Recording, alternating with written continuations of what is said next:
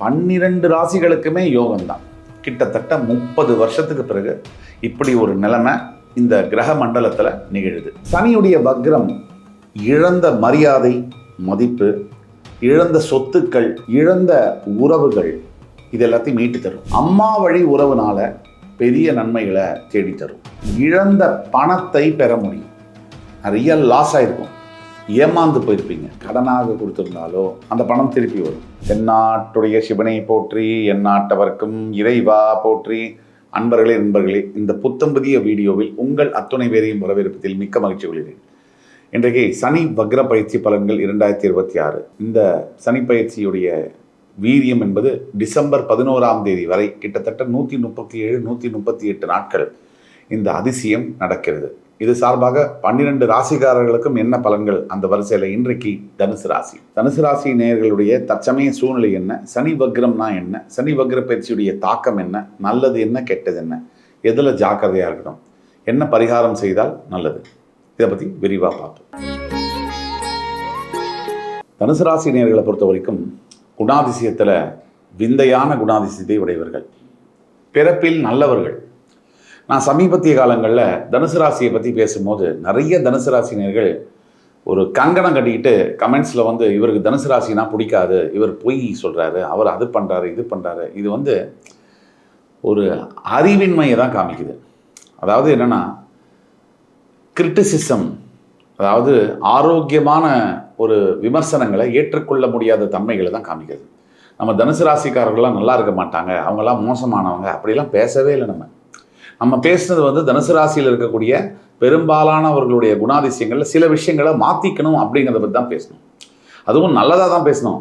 இவங்க யாரை கெட்டவங்களோ அவங்கள நம்பி ஏமாறுறாங்க அப்படின்னு தான் சொன்னோம். அதுதான். அப்போ தனுசு ராசினியர்களை பொறுத்த வரைக்கும் முக்கியமான ஒரு பிரச்சனையாக இருக்கக்கூடியது, வாழ்க்கையில் நம்ம ஜெயிக்கிறதுக்கு தடையாக இருக்கக்கூடிய முக்கியமான 3 விஷயங்கள். 1, சரியான நபர்களை நம்பாதது, சரியில்லாத நபர்களை நம்புவது. 2, அவசரமும் கோபமும் படுவது. 3, அதாவது சம்பந்தம் இல்லாமல் முடிவுகளை எடுப்பது. இந்த 3 தான் வாழ்க்கைக்கு தடையாக இருக்கக்கூடிய விஷயங்கள். ஆக சில தற்கொலைகள் இருப்பாங்க. எல்லா விஷயத்துலையும் எல்லா இடத்துலையுமே தற்கொலைகள் உண்டு. விஷயம் தெரிஞ்சவர்களும் இருப்பாங்க, விஷயம் தெரியாதவர்களும் இருப்பாங்க. ஜோதிடத்தை பற்றியோ இல்லை ராசிகளுடைய நேச்சரை பற்றியோ தெரியாமல், பிரைமரி ஸ்கூல் கூட படிக்காமல் இதை இவர் சொல்கிறது தப்பு, அவர் சொல்கிறது தப்புன்னு சொல்கிறது இன்னும் இக்னரன்ஸு, அறியாமையை தான் காட்டுது. யார் என்ன சொன்னால் என்ன, நம்ம நம்மளோட ரூட்டில் கரெக்டாக போயிட்டே இருப்போம். அந்த விதத்தில் தனுசு ராசி நேயர்கள் நல்லவர்கள், அதை நான் பல தடவை சொல்லியிருக்கேன். ஆனால் சில பல குணாதிசயங்களை மாற்றிக்கணும், பேசிக்காக இருக்கக்கூடிய சில குவாலிட்டிஸை சேஞ்ச் பண்ணிக்கணும், இதை தான் நம்ம சொல்கிறோம். அதே மாதிரி ரொம்ப அதீதமாக கோவப்படுறதுங்கிறது மிகப்பெரிய நஷ்டத்தை உருவாக்கும், இதை தான் சொல்கிறோம். இப்போ சனி வக்ரம் அப்படின்னா என்ன? வக்ரம் அப்படின்னாலே ரெட்ராகிரேடுன்னு அர்த்தம், அதாவது ஆன்டி கிளாக்வைஸ் சுற்றக்கூடியது. சனி வக்ரம்னா சனி சூரியனுடைய எதிர்மறையாக சுற்றுவார். சூரியனை நேர்முறையாக சுற்றினா நேர்கதியில் இருக்கிறதாகவும், எதிர்மறையாக ஆன்டி கிளாக்வைஸ் சுற்றினா எதிர்மறையில் இருக்கிறதாகவும் பொருட்படும். இயற்கையிலே சனி ஒரு பாவத்துவமான ஒரு கிரகம். அந்த சனி வக்ரம் பெறும்போது தன்னுடைய மொத்த பாவத்துவத்தையும் இழந்து சுபத்தன்மையை பெறுவார். இதுதான் சனி வக்ரத்துடைய ஸ்பெஷாலிட்டி. இந்த சுபத்தன்மையை பெறக்கூடிய சனி பகவானால் 12 ராசிகளுக்குமே யோகம்தான். கிட்டத்தட்ட 30 வருஷத்துக்கு பிறகு இப்படி ஒரு நிலைமை இந்த கிரக மண்டலத்தில் நிகழுது. சரியாக ஜூலை 27 டிசம்பர் 11 வரைக்கும் இந்த பீரியட் இருக்குது. இந்த பீரியடுக்குள்ள தனுசு ராசிக்கு எப்படி இருக்கும் அப்படின்னு பார்த்தோம்னா, தற்சமயம் தனுசுக்கு 3ல் ராகு, 4ல் சனி, அர்த்தாஷ்டம சனி ஆகும். 7ல் இருந்த குரு பெயர்ந்து ஜூன் 2ஆம் தேதி 8ஆம் இடத்துக்கு உச்சம் பெற்று தனுசுடைய 12, 2, 4ஆம் வீடுகளை பார்க்கிறாரு. இதை கவனத்தில் எடுத்துக்கணும். அதுமாதிரி தனுசு ராசியுடைய பாக்கியஸ்தானத்தில் கேது இருக்கார், இதையும் கவனத்தில் எடுத்துக்கணும். இதெல்லாம் வச்சு தனுசு ராசிக்கு என்ன நடக்கும், என்ன நடக்குது, இப்போ என்ன செய்யணும், அதை பற்றி பேசுவோம். இதனால் வரைக்கும் தனுசு ராசிக்கு ஒரு விஷயத்தை ஹேண்டில் பண்ண போனால் அந்த விஷயத்திலேருந்து வரக்கூடிய பிரச்சனைகள் புதுசாக 9 பிரச்சனைகளை உருவாக்குது. அந்த 9ல் ஒரு 2 பிரச்சனையை ஹேண்டில் பண்ணால் அங்கேருந்து 18 பிரச்சனையாக பிரியுது. இதுதான் தனுசு ராசிக்கு இது வரைக்கும் நடந்தது. அதுக்கு மேலே எல்லா ரிலேஷன்ஷிப்லையுமே உரசல், பிரச்சனைகள், கிட்டத்தட்ட அத்தனை உறவுகளையுமே ஏத்த இறக்குங்கள். இதை தவிர தனுசு ராசிக்கு இது நாள் வரைக்கும் அர்த்தாஷ்டம சனியில் உடல் பாதிப்பு வேற. எப்பயோ வந்த பிரச்சனைகள்லாம் மறுபடி திருப்பியும் வருது. அந்த பிரச்சனைகளும் இருக்கு. சரி, யாரையாவது ஒருத்தர் தயவுசெய்து இவங்களோட பழகிறதையே விட்டுடலாம், இவங்களோட எந்த உறவுமே வேணாம் அப்படின்னு நினச்சாலும் அதுலேயும் பிரச்சனை வருது. புதுசாக வர உறவு அதை விட மோசமான உறவாக இருக்குது. சரி, பழைய உறவை திருப்பியும் கண்டினியூ பண்ணலான்னா அதுலேயும் பிரச்சனை இருக்குது. இப்படி சிக்கன இடம்லாம் சிக்கல், எல்லா இடத்துலையும் பிரச்சனை அப்படிங்கிற அமைப்பில் வாழ்க்கை நடந்து கொண்டிருக்கிறது. இந்த தனுசு ராசி என்பவர்களுக்கு சனி வக்ரத்தினால் என்ன நடக்கும் அப்படின்னா, ஏற்கனவே குரு உச்சம் பெற்று உங்களுடைய அர்த்தாஷ்டம ஸ்தானத்தை சனி இருக்கக்கூடிய உங்கள் ராசிநாதனுடைய இன்னொரு வீடை பார்க்கும்போது இந்த தாக்கம் கம்மியாகும். இந்த சனி வக்ரம் பெறும்போது இன்னும் நிறைய நல்ல விஷயங்கள் நடக்கும். பல வருஷங்களாக இருந்து வந்த லீகல் டிஸ்பியூட்ஸ் எல்லாம் தீரும். அதே மாதிரி 3ஆம் இடத்துல இருக்கக்கூடிய ராகுனால பிஹெச்டி படிக்கணும்னு நினைக்கிறவங்களுக்கு, ஹையர் ஸ்டடீஸ் படிக்கணும்னு நினைக்கிறவங்களுக்கு நல்ல யோகமான காலமாக இருக்கும்.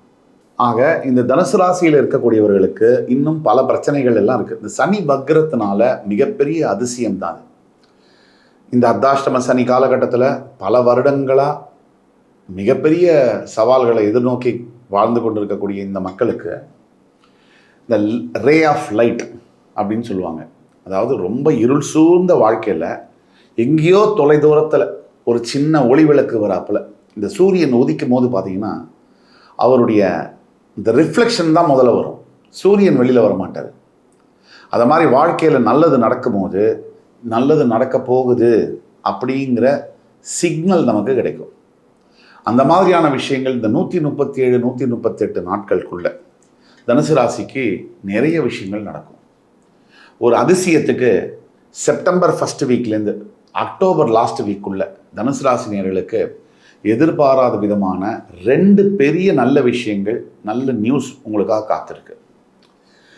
இந்த சனியுடைய வக்ரம் இழந்த மரியாதை, மதிப்பு, இழந்த சொத்துக்கள், வாகனங்கள், இழந்த உறவுகள், இது எல்லாத்தையும் மீட்டு தரும். அம்மா வழி உறவுனால பெரிய நன்மைகளை தேடித்தரும். அதே மாதிரி திருப்பியும் கொஞ்சம் அலக்கழிச்சல் அப்படிங்கிறது இருக்கும். 9ல் கேது இருக்கிறதுனால இந்த 138 நாட்களும் விநாயக பெருமானை நீங்கள் வணங்க வேண்டும். விநாயக பெருமானுக்கு 5 கரத்தனை, ஆணை முகத்தினை, இந்தின் இளம்பிறை போலும் ஈற்றனை, நந்தி மகந்தனை, ஞான கொழுந்தினை, புந்தியில் வைத்தடி போற்றுகின்றேனே. இந்த விநாயக பெருமானுடைய ஸ்லோகத்தை, வழிபாட்டு மந்திரத்தை நீங்கள் தினமும் சொல்லணும். குறைந்தபட்சம் 11 முறை சொல்லணும். அருகாமையில் இருக்கக்கூடிய கோவிலுக்கும் போயிட்டு வரணும். இந்த தனுசு ராசி நேயர்களை பொறுத்த வரைக்கும் 3 நல்ல விஷயங்கள் இந்த சனி வக்ர பயிற்சினாலும் நடக்கும். 1, இழந்த பணத்தை பெற முடியும். நிறைய லாஸ் ஆகிருக்கும், ஏமாந்து போயிருப்பீங்க. அடுத்தவங்கள்ட்ட கொடுத்து அவங்கள நம்பி ஒரு வேலைக்காக கொடுத்துருந்தாலோ அல்லது கடனாக கொடுத்துருந்தாலோ அந்த பணமெல்லாம் இனி தண்ணியில் போட்டது, வராது அப்படின்னு நினச்ச உங்களுக்கு அந்த பணம் திருப்பி வரும். அதே மாதிரி தாய் வழி சொந்தங்கள்னால, சித்தி, பெரியம்மா, மாமா, இந்த மாதிரி உறவுகள்னால பெரிய நன்மைகள் நடக்கும். பூர்வீக சொத்துக்களுடைய வழக்குகள் முடிவுக்கு வரலாம். இதெல்லாம் ஒரு பக்கம் இருக்கவே, உங்களுடைய தற்சமயம் லைஃப்பில் இருக்கக்கூடிய மெகா ப்ராப்ளம்ஸ் அப்படின்னு நினைக்கக்கூடிய லவ்வாக இருக்கட்டும் அல்லது கல்யாணமாக இருக்கட்டும், இந்த லவ் பிரச்சனைகளில் தவிச்சுக்கிட்டு இருக்கக்கூடிய தனுசு ராசி என்பவர்களுக்கு 1, தவறான காதல் இதுதான்னு காமிச்சு கொடுத்து அதை பிரேக்கப் பண்ண வைக்கும். இல்லை கரெக்டான காதலை காமிச்சு கொடுத்து அதை வாழ வைக்கும். இது 2த்துல 1 நடக்கும்.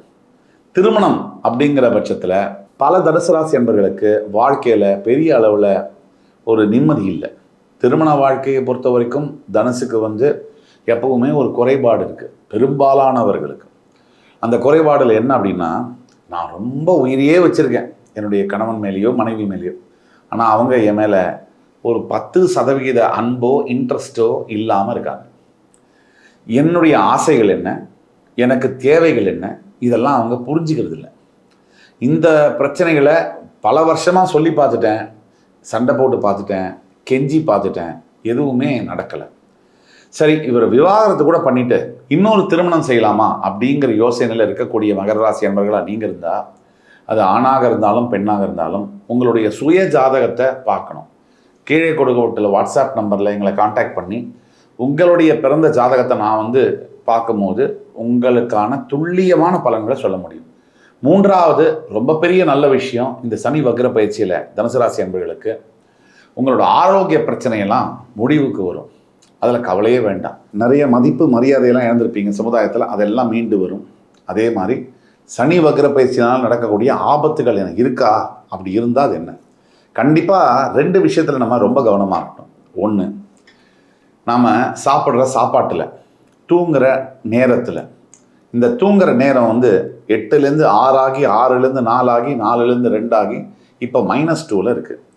இது இருக்கக்கூடாது. பெரிய அளவில் பாதிப்புகள் வரலாம். ஆக தனுசு ராசி என்பவர்கள் தூங்குறதுல கவனமாக இருக்கணும், கண்டிப்பாக கவனமாக இருக்கணும். அதே மாதிரி தனுசு ராசி என்பவர்கள் உங்களுடைய வார்த்தை, நீங்கள் பேசுகிற என்ன வார்த்தை அப்படிங்கிறது 2க்கு 4 தடவை யோசித்து ஒவ்வொரு வார்த்தையும் பேசணும். இப்போ நேரம் சரியில்லை அப்படிங்கிறதுனால. ஆனால் சனி வக்ர பயிற்சியில் நிறைய நல்ல விஷயம் நடக்க போகுது, அதை நீங்களே பேசி கெடுத்துக்கக்கூடாது.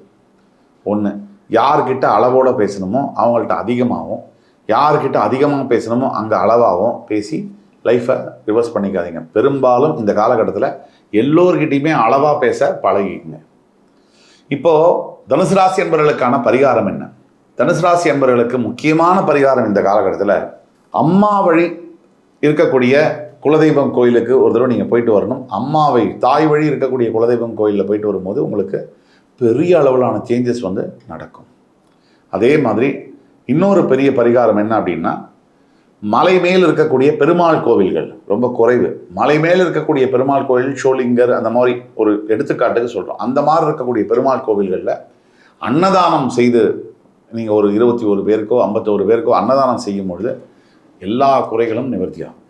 இது 2 பரிகாரம். நீங்கள் சொல்ல வேண்டிய மந்திரம் குருவுடைய காயத்ரி மந்திரம். ஓம் ரிஷபத்வஜாய வித்மஹி கிருணிஹஸ்தாய தீமஹி தன்னோ குரு பிரச்சோதயாத். இந்த மந்திரத்தை குறைந்தபட்சம் 21 தடவை சொல்லி பழகணும். சுந்தரகாண்டம் படிக்கலாம். இப்போ தனுசு ராசி நேயர்களுக்கு சனி வக்ர பயிற்சி பலன்களை பற்றி பார்த்தோம். இதெல்லாம் பொது பலன்களே. உங்களுடைய தனிப்பட்ட பிறப்பு ஜாதகத்தில் உங்களுடைய வாழ்க்கையில் என்ன நடக்குதுங்கிறது தெரிஞ்சுக்கணும்னா கீழே கொடுக்கப்பட்டுள்ள வாட்ஸ்அப் நம்பரில் எங்களை காண்டாக்ட் பண்ணுங்கள். ஆன்லைன் அப்பாயின்மெண்ட்டும் இன்பர்சன் அப்பாயின்மெண்ட்டும் 2மே எடுத்து துல்லியமாக உங்களுக்கான பலன்களை சொல்ல முடியும். இந்த வீடியோ கண்டிப்பாக உங்களுக்கு பிடிச்சிருக்குன்னு நம்புகிறேன். அடுத்து வரும் காணொலியில் என் உயிரினும் மேலான தனுசு ராசி மக்களே, உங்களை மறுபடி சந்திக்கும் வரை உங்களிடமிருந்து விடைபெறுவது உங்கள் சுபாஷ் பாலகிருஷ்ணன். நன்றி, வணக்கம், வாழ்க வளமுடன்.